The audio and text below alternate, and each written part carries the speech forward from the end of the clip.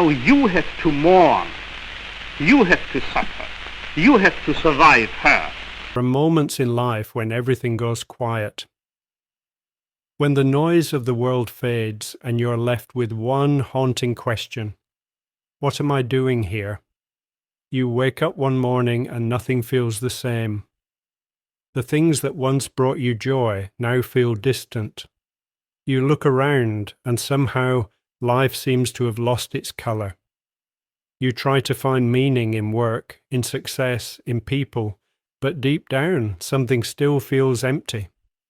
If you've ever felt that way, you're not broken, you're human, and you're not alone. Because one man in the darkest place imaginable found meaning when the world had taken everything from him. His name was Viktor Frankl. He was a psychiatrist, a thinker, and a believer in the human spirit. But before the world knew his name, he was just another man trying to survive. In 1942, the world around him collapsed. The Nazis had taken control of Austria, and Frankl, a Jewish doctor, was torn away from his family. He was sent to Auschwitz, a place where hope was meant to die. They took his clothes, they took his freedom. They even burned the manuscript of his life's work, the very book he had written on the meaning of life. Everything he had built was gone. His family, his home, his purpose, stripped away. But here's what's extraordinary.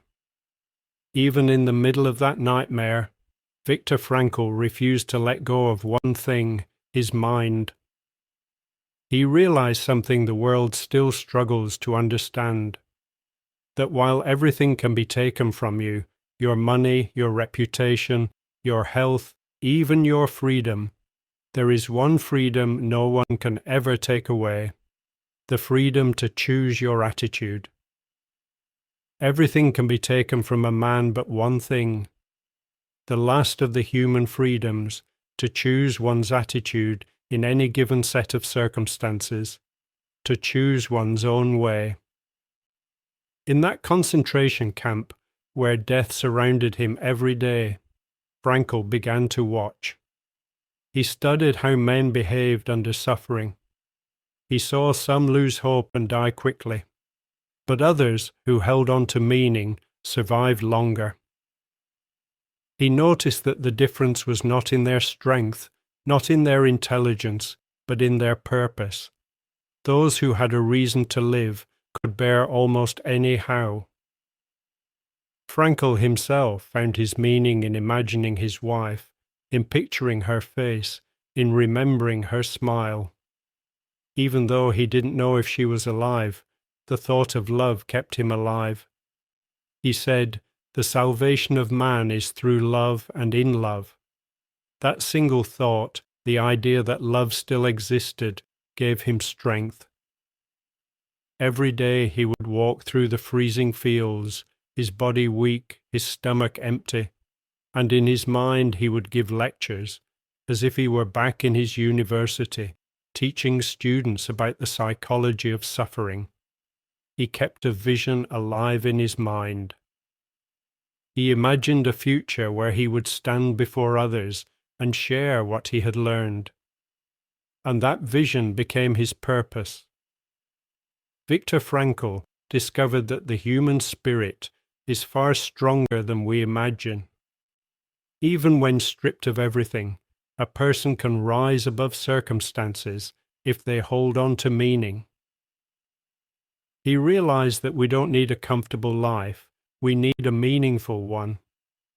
Those who have a why to live can bear with almost any how. When he was finally freed, Frankl walked out of the camps a changed man. He had lost his family, he had lost years of his life, but he had gained something eternal, the understanding of what truly keeps us alive. He wrote his book, Man's Search for Meaning, not as a story of despair, but as a message of hope. When we are no longer able to change a situation, we are challenged to change ourselves. Frankl taught that life is never meaningless, even when it seems impossible. Because meaning is not something you find by chance, it's something you create by the way you respond to life. He believed that suffering is not the end, it is a doorway, a test, an invitation to rise. In some ways, suffering ceases to be suffering at the moment it finds a meaning. In other words, your pain is not your enemy. It's a message. It's asking you, what will you do now? So when you feel lost, remember Viktor Frankl. Remember the man who found purpose in a place built to destroy it. He didn't wait for the world to give him meaning. He gave meaning to the world. He found purpose in love. He found strength in choice. He found freedom in his mind. And that's the secret. Even when you feel lost, you still have control over how you see your life. You can choose to see yourself as broken or as becoming. You can see your pain as punishment or as preparation. You can see your emptiness as the end or as the beginning of something new. Frankl believed that life never stops asking us questions. Every moment is a test, and our answer is not what we say, it's how we live. Life is never made unbearable by circumstances, but only by lack of meaning and purpose. So when you feel lost, don't run from it, don't numb it, sit with it, listen to it. Because that emptiness you feel, it's not a void.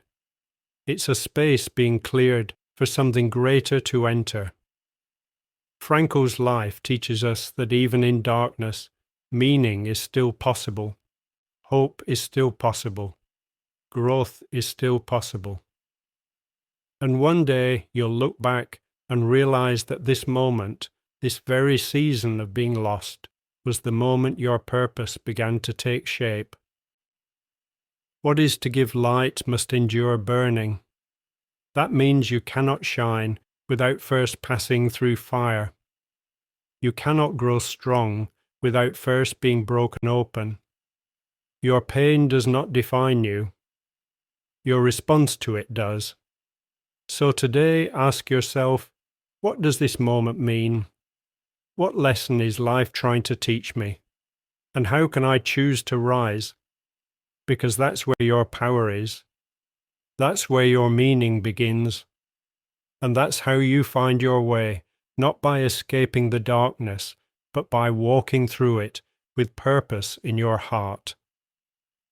Viktor Frankl's life reminds us, even when you lose everything, you still have yourself. You still have your mind.